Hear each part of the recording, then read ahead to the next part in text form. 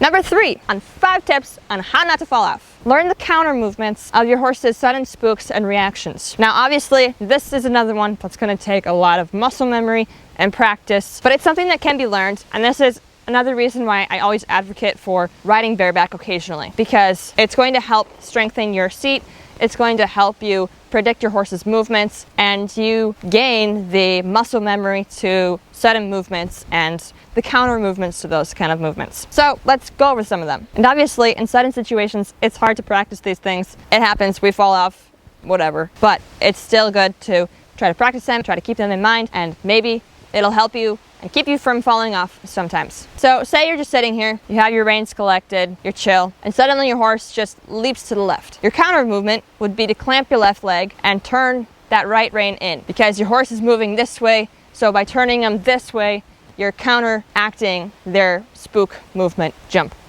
whatever. And also by pressing your leg here and pulling the rein here, you're keeping yourself balanced by pulling yourself this way and also turning the horse this way to keep the horse under you.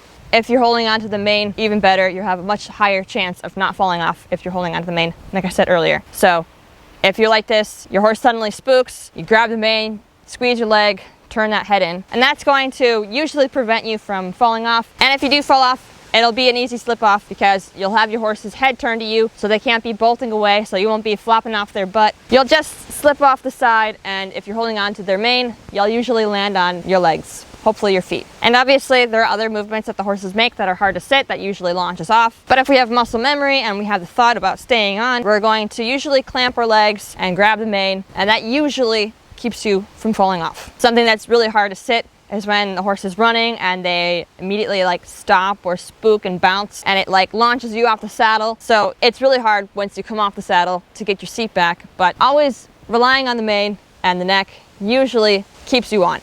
Getting your horse under control instead of evacuating is going to be much more helpful. I've gone over this before in another video where I talk about 5 different ways to stop your horse from bolting, but if you're not panicking, you're not worried about falling off, if you try to get your horse under control, it's going to at least make them go slower or circle around, and so falling off won't be nearly as brutal.